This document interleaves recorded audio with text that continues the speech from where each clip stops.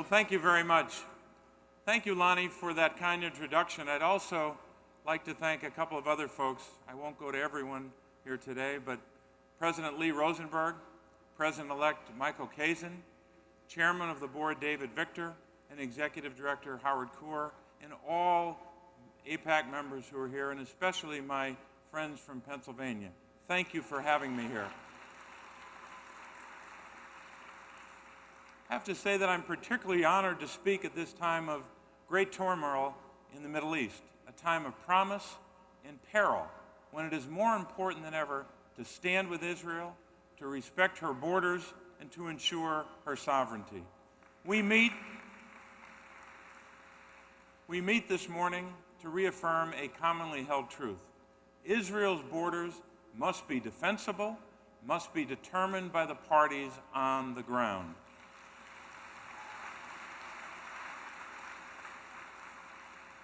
In the 4 years that I've been on the Senate Foreign Relations Committee, we've brought one war to a close and accelerated another. We've seen regimes change, terrorists eliminated, dictators vanquished, and hostile countries pursue the weapons of Armageddon. The danger is that it is an American tendency to live in the moment and then to forget. But thankfully, forgetting is not a tendency of Israel, nor a tendency of AIPAC, because you recognize and you remember the inherent dangers of instability in the Middle East. When you see the so-called Nakba demonstrations across the region against Israel's legitimacy, you know we must stand vigilant in the defense of Israel's right to exist. When you look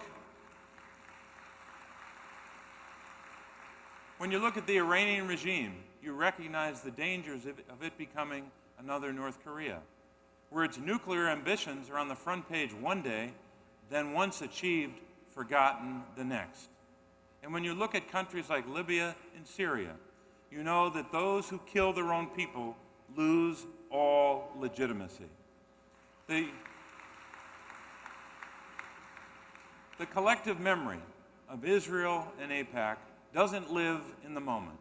It lives on, passed down from generation to generation, and from this collective memory, in the face of unrelenting threats to Israel, come three principles for peace.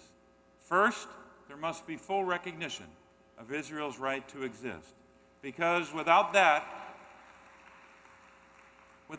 any negotiation is meaningless. Second, Jerusalem must be the undivided and eternal capital of Israel.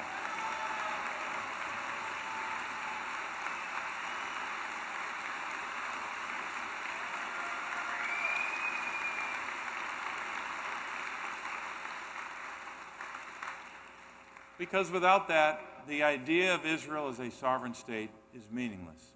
And third and finally, Hamas must renounce violence, recognize Israel's right to exist, and abide by past agreements. Because without that, any peace treaty would be meaningless. Negotiating with the Palestinian government that includes Hamas is putting a veneer of respectability on terrorism and hate. And I will never accept that as long as I am a United States Senator from the state of Pennsylvania.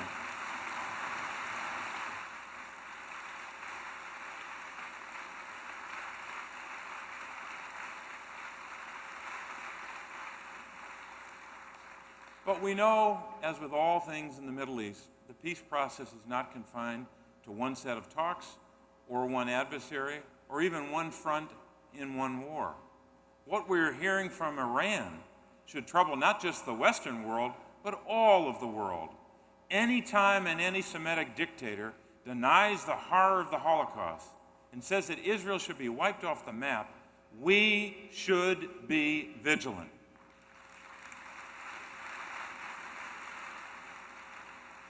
And when that same person clearly intends to acquire the most powerful weapons in history, we should be prepared to act.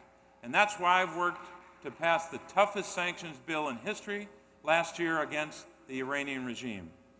And why, when we went even further today in the Senate and introduced additional sanctions to make it even more difficult for the Islamic Republican Guard Corps to stay in business. Until Iran gives up its nuclear ambitions, we will not rest, we will not let up, we will not let it happen.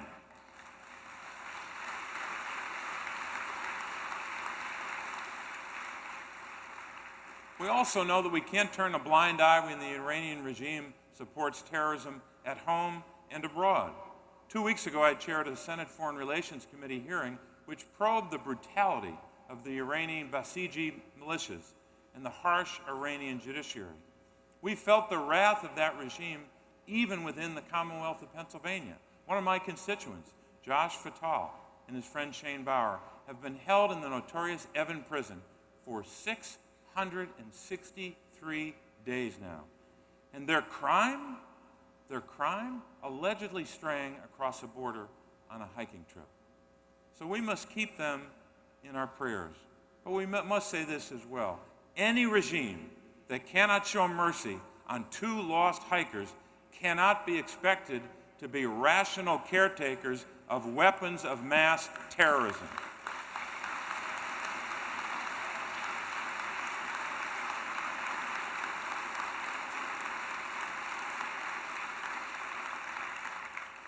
We know that Iran, the regime, continues to support terrorism across the region in Syria and Gaza.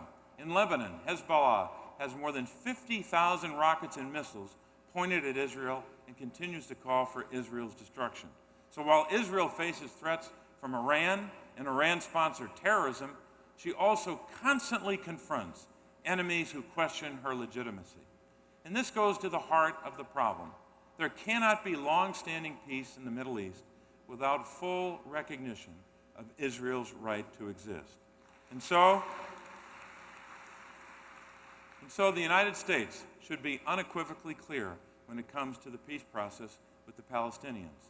The Palestinians cannot pursue statehood unilaterally.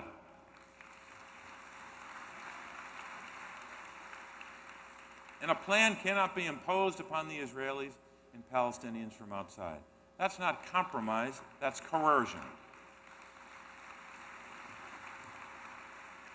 And in order for an agreement to work, both sides need to be engaged at the table. They need to buy into the final result. Direct talks, one-on-one. And it's the reason I introduced a resolution that calls upon the Palestinians to abandon their unilateral push to declare themselves a sovereign state. I support a 2-state solution with Israel and Palestine living side by side in peace and security. But how we get there matters, and I think that matters to all of you as well. This resolution I spoke of also states that the United States will not deal with or in any way fund a Palestinian government that includes Hamas unless Hamas renounces violence, recognizes Israel's right to exist, and abides by past agreements. Because we know this is the same Hamas that continues to fire rockets into southern Israel. This is the same Hamas that denies Israel's right to exist. This is the same Hamas that has held Gilad Shalit for 5 long years. And yes, this is the same Hamas that called Osama bin Laden a martyr. But the Hamas threat from Gaza continues unabated. Last July, I visited Sderot and met with Mayor Bushkula, and others who took me on a tour of that community. And I held in my hands the collection of the heavy spent rockets from Gaza, which serve as a jagged metal reminder of the fragility of life in this small town. And the mayor took me to visit an indoor children's center, which is hardened to protect against rocket attack. The children cannot play outside. They live with the daily threats to their lives with the drone of air raid sirens in the background. And yet, they're still happy. They still have joy in their hearts. Seeing that had a profound impact on me, as I know it has for many of you. On that same day, the very visible and life-saving impact that U.S. security assistance has on small children who want nothing more than a safe place to play made an impact on me as well. It's why our country's partnership with the Iron Dome program is so vital. In just the last few weeks, a battery in Ashkelon repelled 8 rockets from Gaza. Even in tough budget times, our solemn covenant with Israel and with the Israelis themselves, the people of Israel, to provide security assistance must continue, must be sustained, and must be protected. So let us be clear. Sticking by our friends in these increasingly uncertain times has to mean something. And as long as I'm in the U.S. Senate, you will have a friend who will fight for these resources that are so vital to Israel's security.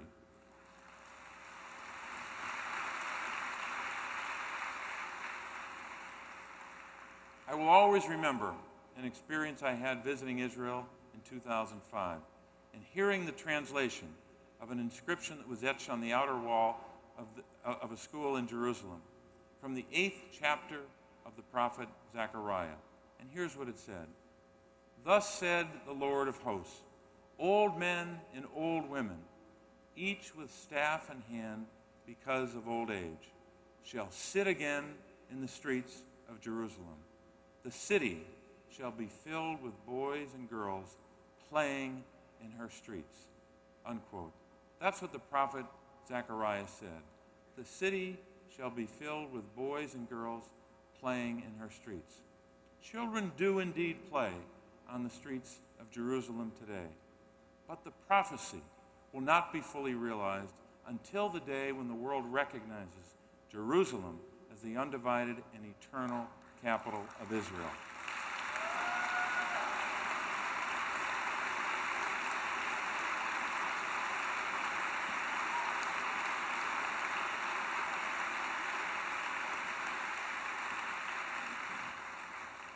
And that prophecy will not be fully realized until the day when the children can play in the streets in every corner of Jerusalem, in every sderot. I want to say a few words to those who are leaving this building today to go to Capitol Hill. As you leave here today to meet with your senators and representatives down the street here in Washington, I want you to go there knowing with certainty that you'll make a difference with every member that you meet, because you've always made a difference with me. I also want you to know with certainty that the United States of America will never abandon Israel. Never.